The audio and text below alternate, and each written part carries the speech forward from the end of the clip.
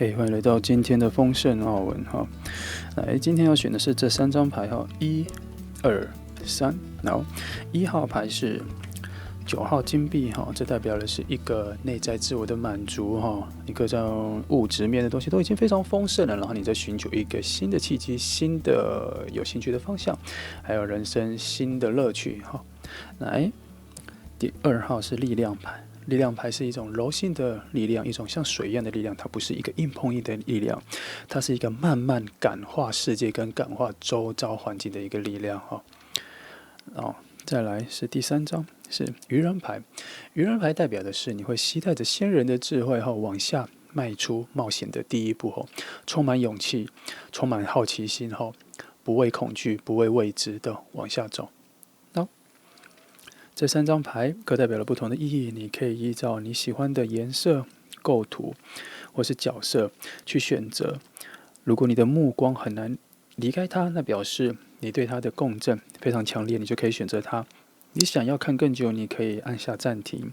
如果你已经选好的话，那我们就开始吧。好，接下来是选到1号牌的朋友哈。来，今天的题目是他想对你做的下一步，他现在想对你做什么？那么这一题的关系我没有预设是在暗恋、暧昧还是已经在一起，没有哈，我就只能帮你预测他想对你做的下一步哈。那你再逃到你的关系里去。好，我们先来看一下两边的能量发展哈。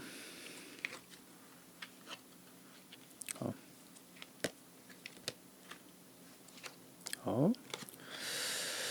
目前所看到的是说，Kim 说。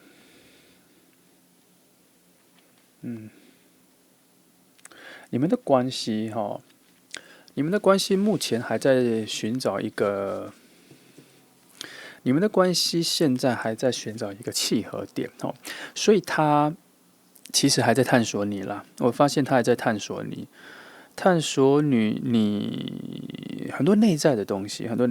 他对你充满了热情，很强烈的热情哈。从一个油然而生对你的感觉上面的一个新的热情之后，现在已经变成了一种想要争夺你，想要跟别人争夺你哈，他一定要把你争到手心的这种热情哦，就表示上他非常喜欢你了。目前看起来他的第一步，他想要对你做蛮多的探索的。他其实目前看起来，他如果要做各种探索，那我看一下哈。他其实除了不了解你之外，他有点怕你了哈。他还在找到跟你的相处的方式，但他对你身上某一些东西产生了一些爱恋哈，是你身上的那个未知感，对他来讲实在是一个太大的问号了哈。他实在是不太捉摸得出来你是什么样子的人，但他对你的喜欢已经达到一个满点哈。你带给他蛮多的丰盛感的，他一看到你就觉得就是有一种来到夏日的微风，来到一种春天的花园哈，来到一种澎湃风华的世界里面。他看到你的时候，遇到你的时候就有这个感觉了哈。好，看一下这里哈，来，我待会你翻翻其他的他的讯号哈，他对你的感受各方面，或者他想跟你做什么。先看看你这里哈。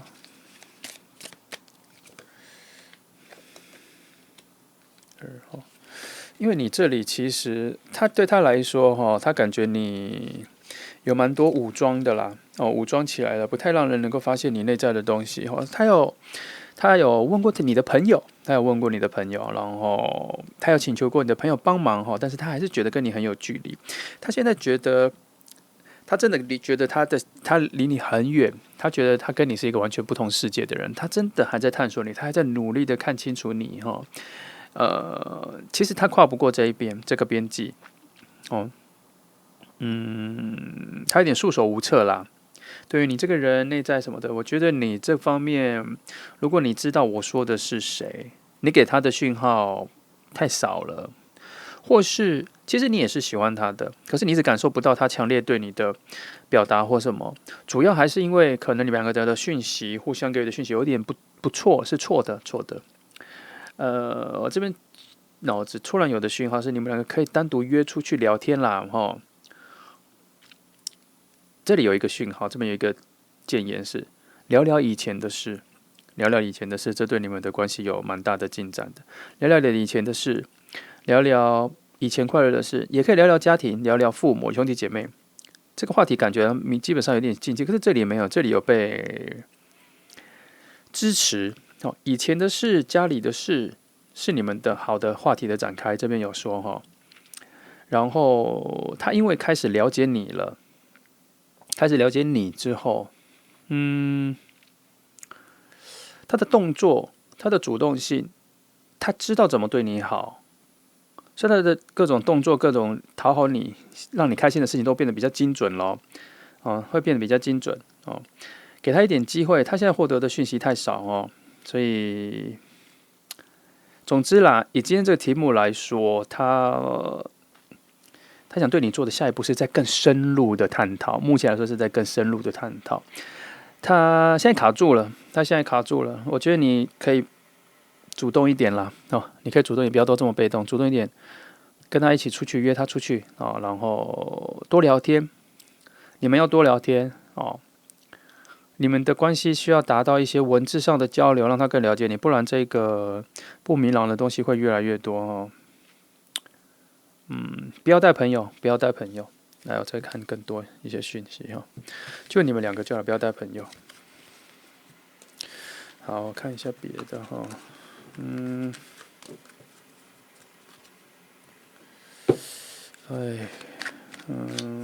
觉得应该我觉得应该翻这个牌好了哈。这个牌我看到会看的比较多，两个之间。你看看了两个都，因为他现在确实他想对你做的事情蛮多的，他就是要更多了解你，然后再帮你看看你能多做些什么，做一些回馈或回应哈，来把他拉进去。我相信你也喜欢他，所以你知道我在讲谁。他这边现在有点卡住了哦。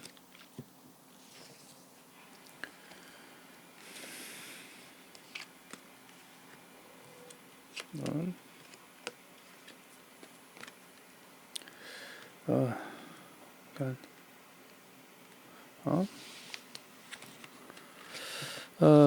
因为这个6张牌我是以你为主哈，我是以你能做些什么来促进这个关系的进展哈。目前看起来是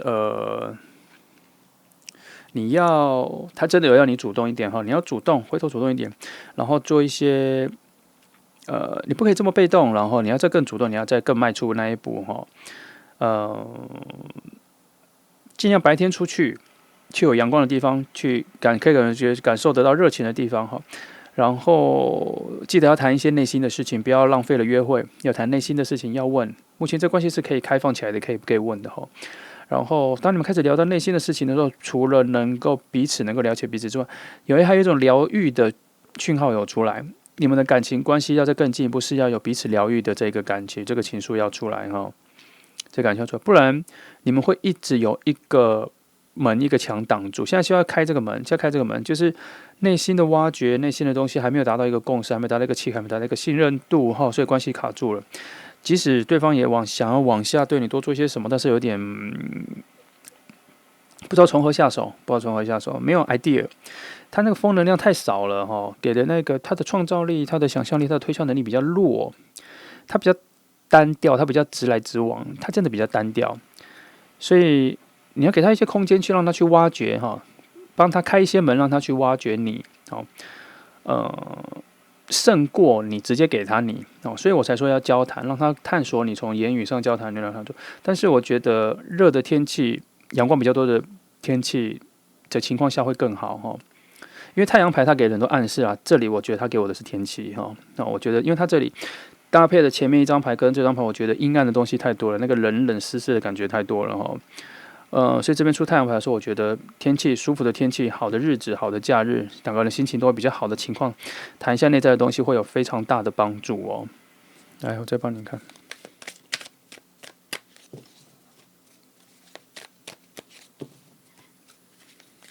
还有什么建议哈？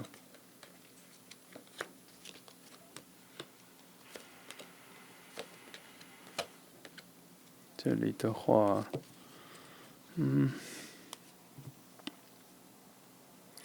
然后还是有一些哈，你也要你也要去探索他，你也要去探索他。他会有一点点忘记分享他给你，他会忘记，因为他太着重于要去探索你，去了解什么，可是他忘记分享他自己的事情，所以你也要反过来去跟他做交流，因为你去跟他做交换那个内在的思维啊，内在的生活，内在的秘密，或是内在的一些过往，记得多谈论过往，这是你们两个人交流的重点，从多谈论过往来开始然后要交换，记得要交换，不要都是他问你回答要交换，你一定要跟他有一点。一题一题交换啦，要达到一个平衡点才会比较好，各关系才会比较好。可能是我是，但是不能太激烈，要问一点，然后问题要更贴近生活面一点，不要太多精神面的不要太多哲学面的，要贴近生活面一点，要生活面一点。就是一件非常无聊的什么？你喜欢去哪里？然后去哪里？为什么你喜欢去哪里？你以前喜欢去那里的原因是什么？你以前有去那里吗？那情况是怎么样？好吗？那你有什么别的地方还想去的吗？什么？像这种比较生活面的地方，不要谈一些精神面的，不要谈太多精神面的，它比较吃不消精神面的东西就是灵性的这些东西，它比较吃不消，这个太对了，太复杂了，也有点排斥，有点接受不了。但你这个可以后面再慢慢感染它，但是不是现在这个时候它是比较偏理智的，比较偏物理的，比较偏排列组合的。所以你要给它比较生活感的东西聊一些生活的东西，聊一些社会议题他以前关心的事情，他做过什么那些的这些啦要生活面的东西比较有帮助，对于你们这个关系的进展。好，再往下看一下他这个人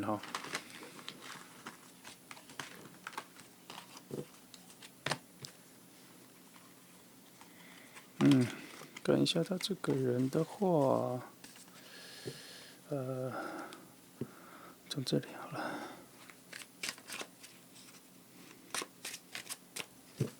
好，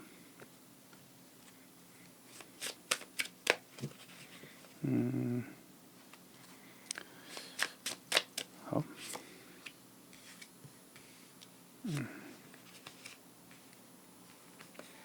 好。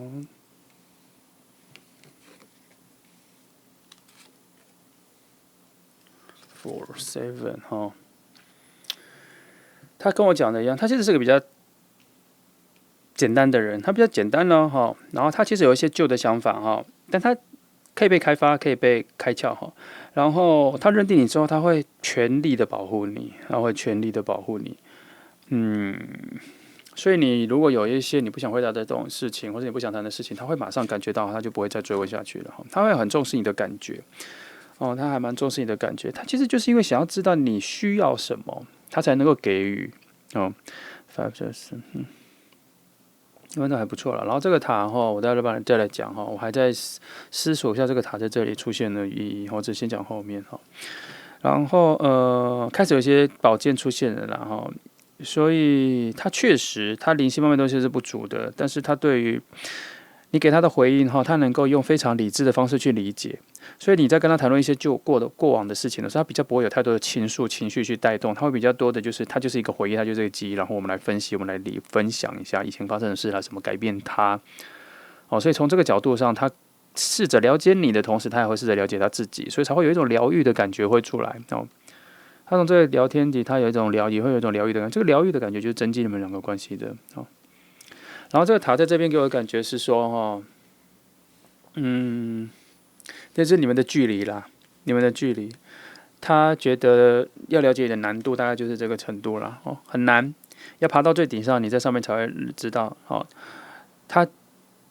在他心里你的样子大概就是这样，是一个非常难理解的人，他正在慢慢探索，他想要一步一步往上爬，去看到你，去知道你，一层一层的去理解你内在的心灵世界。所以你不要让他这么难爬，你给他更多一点的讯息让他更明白你是什么样子的人，这关系马上就会有所进展看一下这里，好，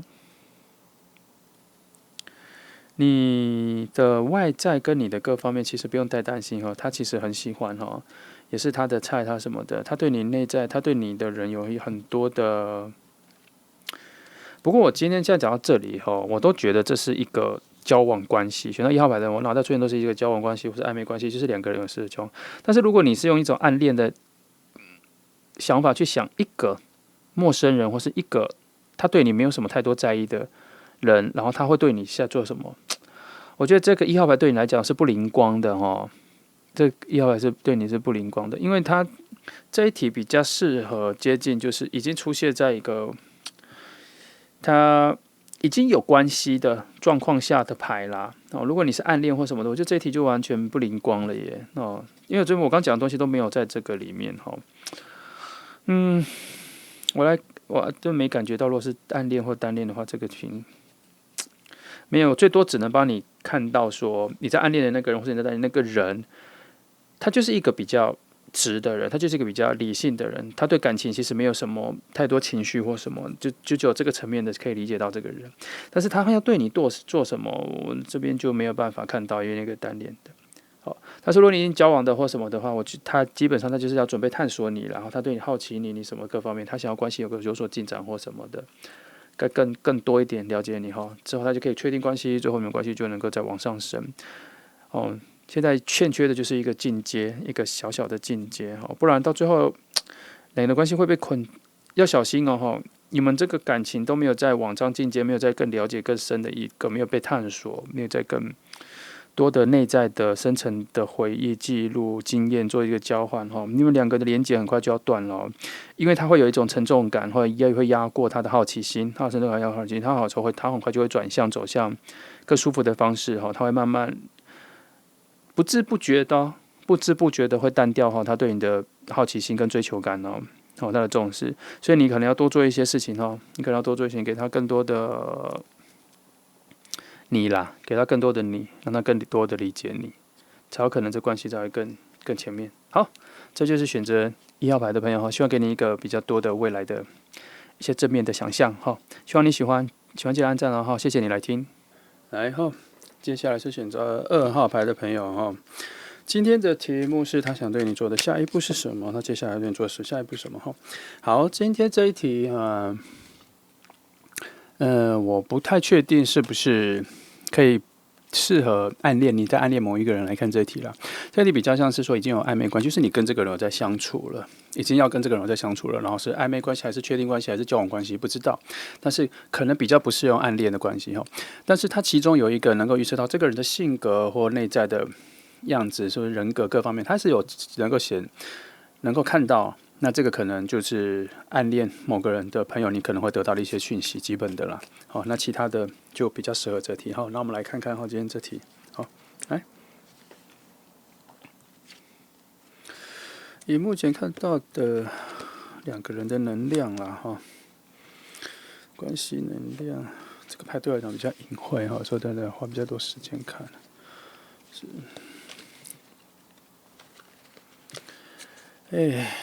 一个跟第一个有点类似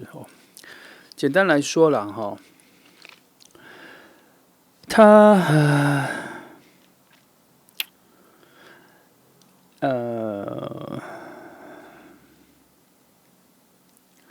他有点想要知道你心里有什么需要帮忙的，你心里他好像有感觉到你心里有一些痛苦，有一些悲伤，有一些难受他感觉到了，他希望他可以跟你分担他能够帮你解决，他能够其实基本上他希望可以跟你分担，他希望把你带入比较快乐的一个境界，比较快乐的一个方向里然后他有一点点独断啦他其实有点体会不到你需要的那个东西是什么，所以他比较硬邦邦的，他比较不是柔软的情绪的人所以你内在有什么感受什么，你要告诉他，其实他察觉不到，他不是那种共感比较强的人，他察觉不到，通常都要比较外显的，我觉得你刚才讲，他是要比较外显的讯号比较外显的讯号，他才能够比较能够理解你记得你现在心里想的那个人OK。除了这个点之外，其实就没什么困难了他其实需要你告诉他需要你告诉他你需要什么，他好做准备，他好去为你做准备。其实他希望你求助于他，他能够帮你实现很多，不管是梦想、工作或困难、心理的各种，他就是希望你能够让他帮助你。好，然后情感面他很难帮助你，他真的没有哈。他也在学习，或是他根本没有在学习，他就这个部分天生比较弱了。但是他可以倾听，他可以倾听你的需求，然后也就是说，今天他想要对你做的下一步是，他的耳朵打开了，他耳朵打开了，心胸打开了，他希望你告诉他他能做什么，他会全力以赴，他会做得很好，然后他不会丢下你，他不会丢下你。目前看到这个，我再往下看哈，再帮你往下看更多他的性格方面的东西哈。目前整个方向先这样子，好，再找一个比较显现的牌哈，看比较清楚的牌来，这个好了，那帮你多看一下它哈。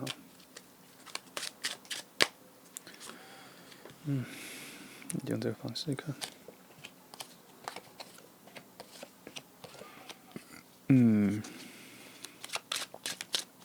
他其实很想给你，他希望能够找到看出来你的不足，应该不是说你的个性上或人格上的不足，而是你的生活上，他其实对物质上比较追求，你的物质上、生活上、需求上的不足，他希望能够补足给你。这是他现在唯一看到的一个最确定的一个方向感，他希望能够给予你更多。他希望给予你更多，但是因为他还是抓不准你到底需要什么，他听不到，他没听过，他也看不到，他没办法察觉，他喜欢那些清楚明了的东西，然后他也是缺乏很多，他其实也不是很浪漫的人，他的相处上他也没有缺乏，他也没有很多的创意，创意可能就都要来自于你。所谓的创意就是说，他可能也不会特别去找什么各种新的餐厅或者新的景点去看，但是你如果告诉他，他很愿意带你去，他比较像是行动派的，但他没有办法。反正风啊，水能量比较弱啦，水能量比较弱。但是你要求他的是需要他照顾你什么，他都能够做得到。你要给他一个方向感，你要给他一个很清楚的方向感，很清楚的方向，清楚的一个你要的方向，他都能够做到哈。而且他其实蛮专注于在你身上的，他可以为了你跟很多人搏斗啦，很多人搏斗，然后找得到方向。其实你要信任他，你要信任他。好，来，我再帮你多看。2号牌我在讲的都已经，我讲的感觉都已经比较像是已经确定关系、稳定关系的人哈。不过如果你是单恋还是暧昧的话，你还是可以验证他的个性了哈。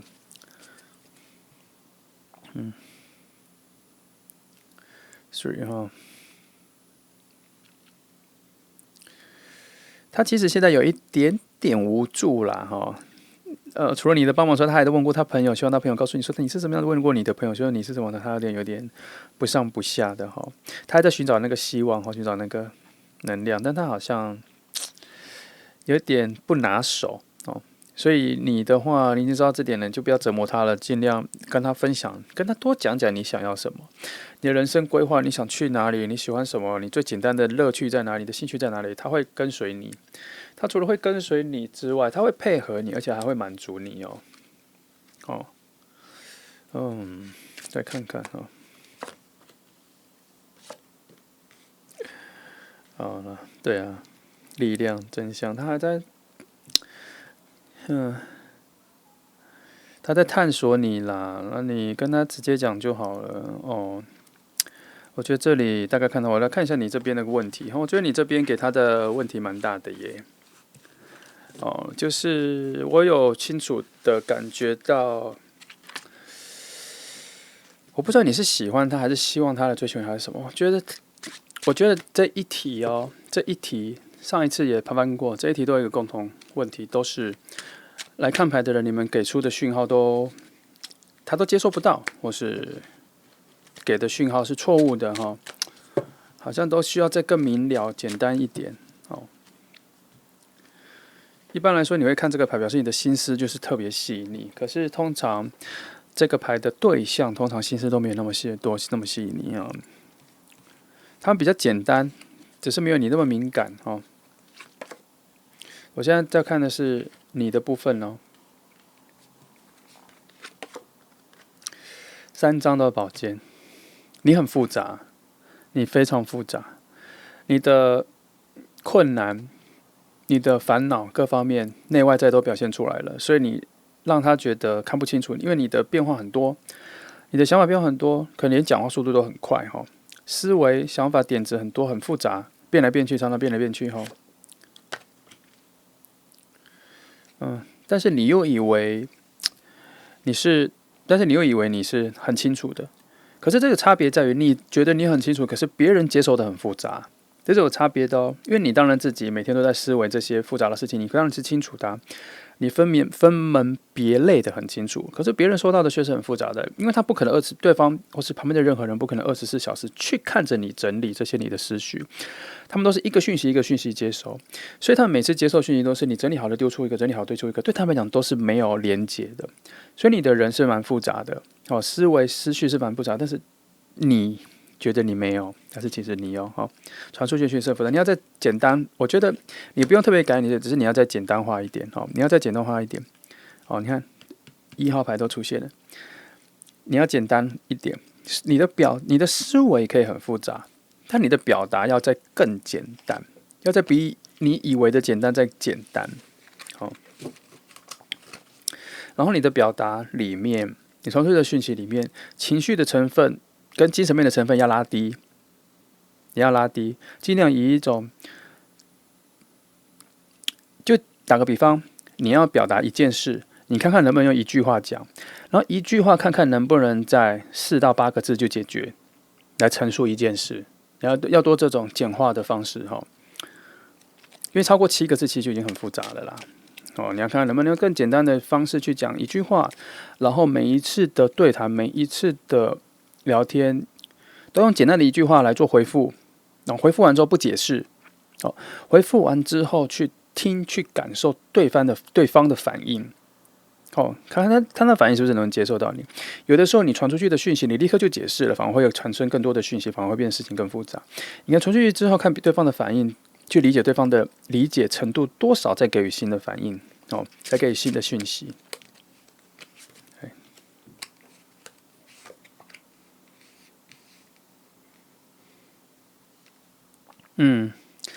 这里我看到的是你自己的功课是你的内在平衡没有做好，你内在有太多的思绪太多，你的内在的思绪没有平静下来啦，哦，你的担心，你内在有太多，你过多烦恼的事情，就是说，你担心的事情如果有10件。第一，你要先分类出来哪一件事情是离你的时间最近的，就是说哪一件事情是明天，哪一件事情是后天，哪一件事情是1个月后的，哪一个事情是半年后的。你不能把这些事情全部放在一起去思考，因为它还是有个顺序，大概是这样，你要达到一个平静。然后事情还有一个轻重缓急，就是每件事情对于你的生活的影响有多少，对你的精神有影响有多少，一定会不同，所以它会有一个优先顺序。你要用这个方法才能够达到平衡哦。要这个方法达到平衡，它这里已经出现土八叫你要稳定下来哈。其实你的讯息出去错的时候，是因为你的内在的各方面是不稳定的，你的风内在那个风是非常絮乱的哈，不稳定的风。然后你的感受常常都是片面的，片面的就下结论，哈，就是你得到的讯息得到一点点，你就会下结论，得到一点讯息就想着不行这样哦哈，要再调整一点，就是要得到更多，要再整合更多，再对事情下结论，乱其他东西就听听就好了哈，不要对它有感觉，不要对它有评鉴，不要对它有评论哈。记得获得要下结论或下评论之前的得到的讯息跟资讯量够多，要够充足之后，我们再对那件事情有感觉，再对事情有定义，是那个你下的定义是对你人生，就是对你的生活有意义的定义啦。不然其他东西就是听听就好了，看看就好了，不要有感觉，不要有特别的感觉，不要有特别的反应哦。因为现在有感觉到说你对很多事情都很敏感啦，对很多事情都很快就做反应，先不要哈。其实这个课题，这里的课题就是说这个人要探索你，他为什么看起你这么混乱？他不是因为他能力不足或什么，而是你太复杂了，你的难度对他来讲太高了。所以我们排练上看到的是，他就希望说你可以先从你这里做调整，你这调整一下就好了。好，先让你的内在心情跟平静下来哈，里面的风能量那个混乱的思绪要平静下来一下哈。因为土能量出来要拉紧你哦。然后你想做的事情的那一件事情，就是说，你近期有没有什么梦想？有没有什么想达成的目标？好像没有设得很清楚。你有一个方向感，可是你不知道你为什么要往那里去哦，因为你没有设定停损点，或是设定一个目标点。也就是说，你要达到那个目标前面有5个阶段，那5个阶段是哪5个阶段？你想过了吗？3个阶段你想过了吗？没有。然后你甚至连你只知道你在这条路上，但你不知道你要达到什么样子的成果。短线的、长线的，你没有想过哈，所以你才会在这条路上的时候，常常会有很多困难，会有很多混乱的想法，很容易被旁边一些好的建议所影响。但是其他那些好的建议是看起来好，但是不见得对你需要造成影响哦，这还是有差别，听清楚哦。很多意见看起来是好的，但不见得每一件事情都需要对你有影响，好吗？记得我刚刚前面说的，因为你的反应很快很多。所以你常常马上就有反应，那你就被影响了。有些东西就是先听听就好，让它在你内在里面消化成一个新的东西再说哈，这样你内在的力量才会比较稳固，才会比较扎实哈。然后你传出来的讯息，你的外在的表达的人，才不会在别人看起来或者别人感受你。你虽然看起来是冷静的、冷漠的，可是你的传达出来的讯息其实是混乱的，大家其实不知道你的核心思想或什么是什么，抓不准。只有你知道。有些东西是我们自己知道，但我们要怎么传达出去才是更重要的哈。我们自己知道，我们永远都只有自己知道，但是我们还是需要跟与人相处，我们还在吸引别人，我们还是要让别人喜欢我们，并不是讨好别人，而是你的好需要别人喜欢啊，不然你干嘛变好呢？我们需要跟别人让别人喜欢，所以我们才会交到适合我们的朋友，建立新的关系，建立好的关系啊。我们总是要跟其他人建立好的关系，所以你要让别人知道你的好，这不是一个讨好哦，这是一个自然内在的散发。所以你内在整理完之后，你散发出来的东西就会比较正确、比较精准、比较对哦，大概知道这个概念。所以他前面才有说你要更多要整理这些东西哈。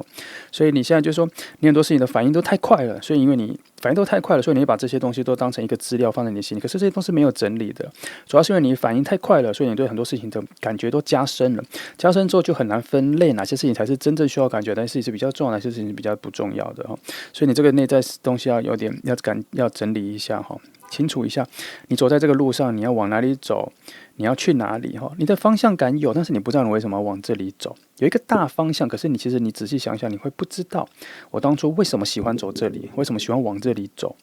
好，为什么想要往那里走，还是要设一些阶段点了哈，设一下你会比较清楚你在干嘛。好，这样子你的内在心态各方面一清楚了，你的表达就会清楚了，你讲话就会言之有物了，你的讲话就会有一个阶段性的，你也会知道说你跟别人讲话不用一次就讲到底，你会知道说有个阶段性跟人家一点一点的讲，一点一点的分享，然后才可以观察到别人的理解，才可以去分享到不同的层次。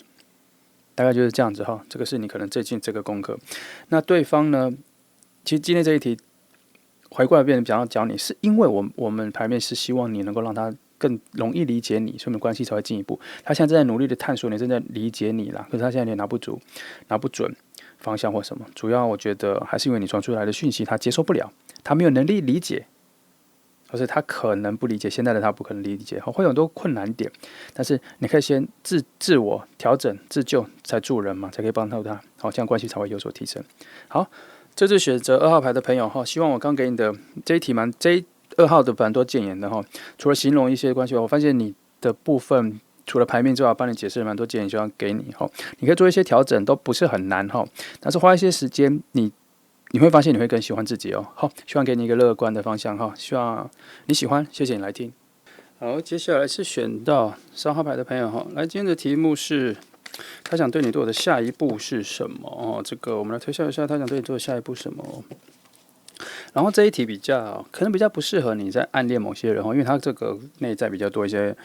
相处之后，他可能要再进一步跟你做什么的这一个概念上。但是你如果是在暗恋某人，心里想的是一个还跟你不熟不认识的人的话，你暗恋人的话，那没关系，他这个题目你可以让你探索一下他这个人的内在本质跟结构哦，你有可能会探索到他一些你不为人知的地方了，我帮你翻一翻哈。好，来，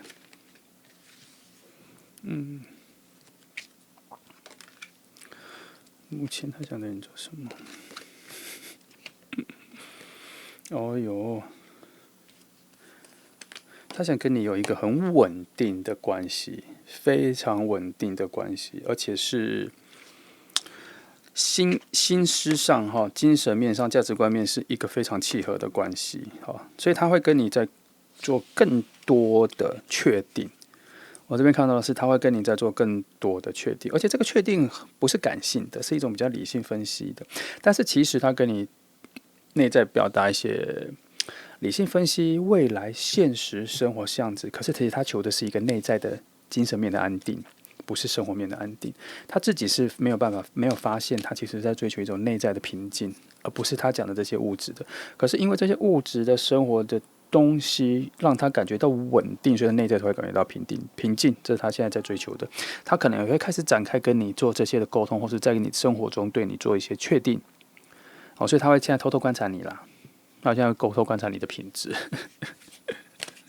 不过整个发展是比较好的啦，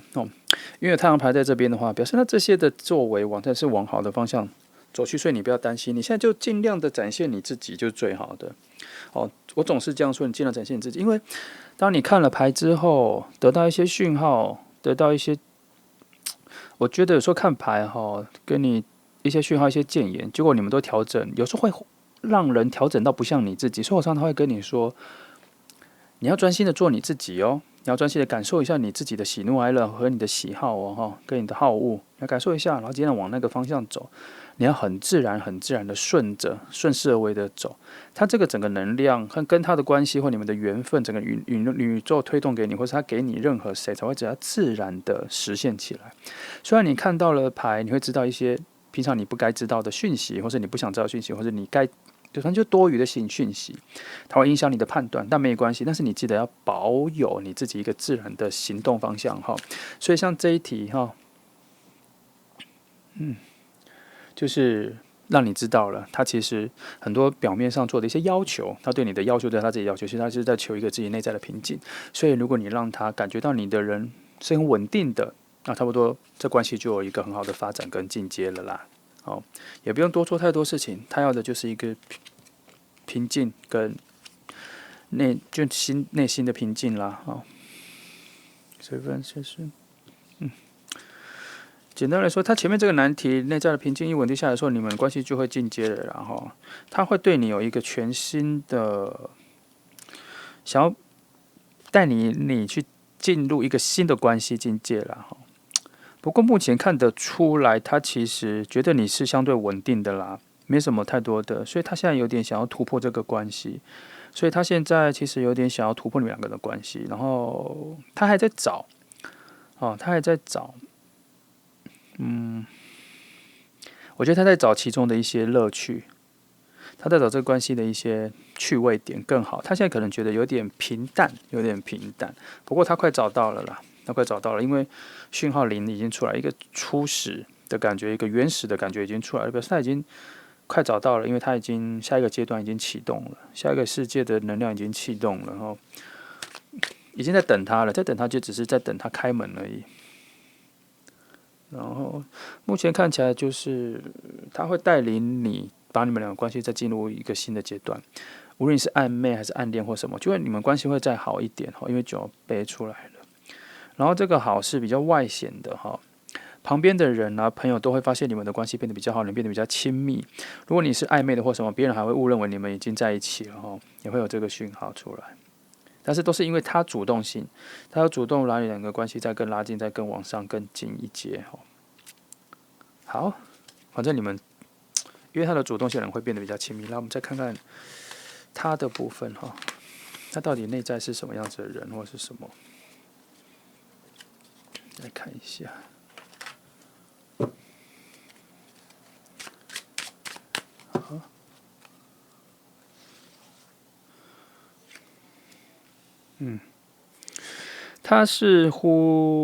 他还蛮肯定你跟他的这个关系的，肯定就是蛮符合他对于感情的要求啦，他理想化的感情的要求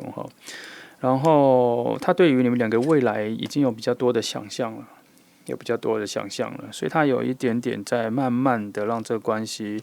变得更好，因为他自己内在的情感面其实成长的比较慢，他内在的感受水能量其实丰沛的比较慢，他需要两个人的关系一点一点建立起来，他对你的喜欢或什么才会慢慢的建立，他就是一个不会一触即发的个性啦。哦，他真的是一步一阶一阶，每一阶一阶的往上走，找到了每一阶所需要的定义。他每走一阶就会定义你们的关系的程度，所以他不太会舍得放弃你们两个人的关系。因为他觉得他付出很多，他觉得他努力很多，他觉得他控制了很多，这边有，他觉得他控制了很多，他觉得他看准了很多哦，所以他觉得他不会看错，他觉得他不会看错你。所以想要3号牌的人，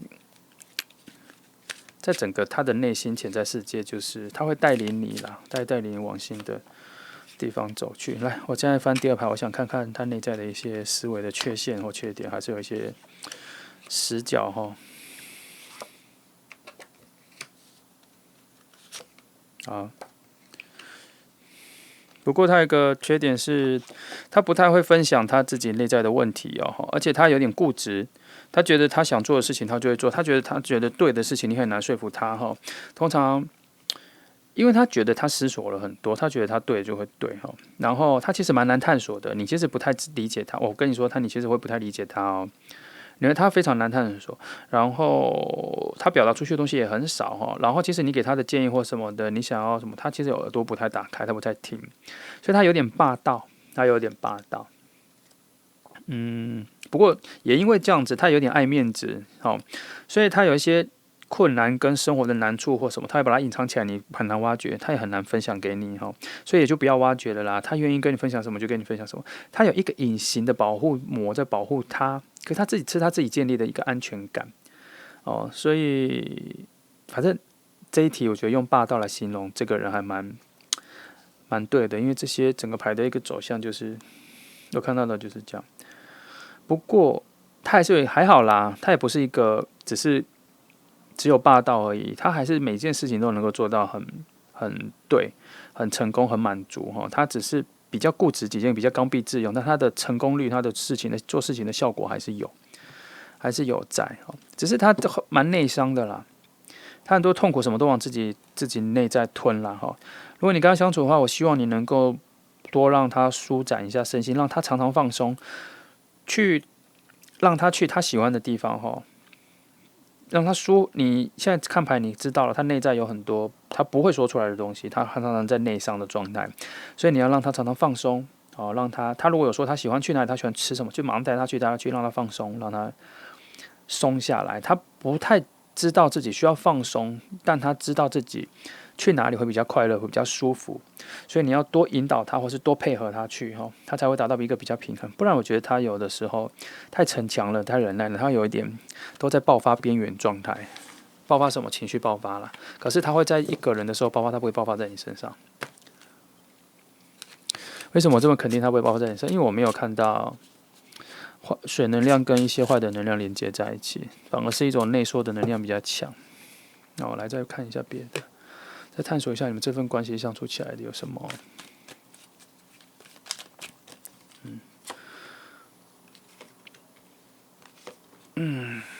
9这些牌有些已经翻过了。这边有一点讯号是说，你可能会有一点点小小的抱怨，他常常不听你讲话，或是什么你的意见没办法。我觉得还是可以讲，但是要在我觉得要在几个话题里面插入了哈。那这边有一个小技巧了，你要在他比较开心跟你分享一些事情的时候，你才可以把你的建言或你的建议跟他讲，不然他大部分时间都只会听他自己的。而且还有一点用交换的就是他希望你帮他做什么的时候，你那时候可以告诉他说，那我也觉得，你可以做到什么这样子，因为他希望你帮他做到什么时候，他其实是一个比较脆弱的状态。那个时候你再跟他讲一些建言什么，他那时候耳朵比较软，他比较听得进去，他比较有感受，因为他会那时候比较富有同情心跟同理心啦，同情心跟同理心哈。当他要求希望你帮他做什么时候，他会比较富有同情心跟同理心，所以那个时候你在跟他讲一些你想要的事情的时候会比较好，跟他相处要比较多小技巧，不然你就做一个比较没什么比较没什么意见，就跟着他做，因为他其实也会帮你照顾的好好的，和各方面带你跟着他去玩，跟着他去吃，这样子也都 OK 哈。然后只要在他主动来跟你谈心的时候，再讲一些新鲜的东西就好了。但如果你平常太多唠叨、太常讲自己情感的东西，第一他听不进去，第二他会觉得是很多噪音，这是他的缺点。我比如说，这是他的缺点哦，他不太善于倾听，哦，这是他要学习的地方哦。但是他今天不是来看牌，我没办法教他。好，那是也是他的特色了哈，因为他其实是不太习惯倾听，可是他自己内在又有他有很多自己的成功范例跟成功经验，所以他做事情的时候虽然很容易成功，可他真的不太容易倾听的情况下，他也比较不会被别人干扰啊，他也不太会被别人影响啊，这也是优缺点同时存在的一个点哈，所以看你怎么取舍啦。有的时候我们自己的声音，我们可以让它缩小一点啊，然后因为别人珍惜我们或对我们好的那个情况，其实更难得出现哈。你可以多珍惜一下别人为我们做的事情，然后自己的声音放小，没有关系啦，适时的时候拿出来就好了。不用每一件事情都要求到那么公平啦哈，可以做一种交换啦。好，然后交换的时候，我们不要求那个质量，我们可以做一个交换。如果你一定要那么多公平的话，就改成交换的啦。但是交换的时候不是一个称重的交换，就是有交换一次两次，一次就交换一次，两次就交换两次，这样交换就可以了哈。这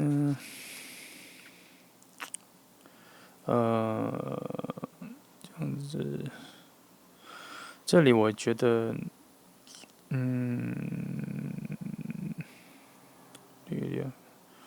我反而看到了一个点，就是如果你需要他做一些改变，如果你需要他听到一些建言，或者需要他一些，你跟他朋友讲，叫他朋友告诉他，他比较能够听得进去哈。很奇怪，有些人就是听朋友比较能够听得进去哈。这不是因为你比较不重要或他比较没有啦，有些人就是习惯听的语言方式不同哦，他听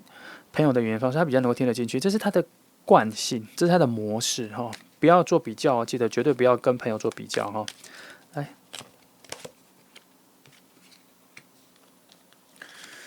然后看起来还好啦，内在各方面都还蛮丰沛的了哈。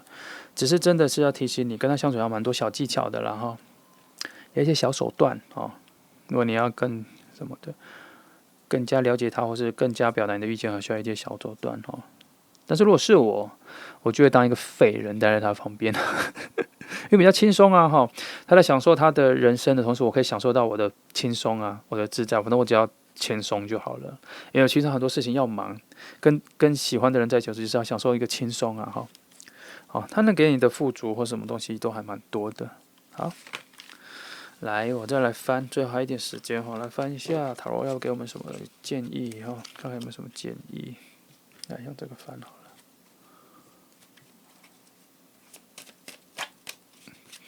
应该说这一题我要问的是，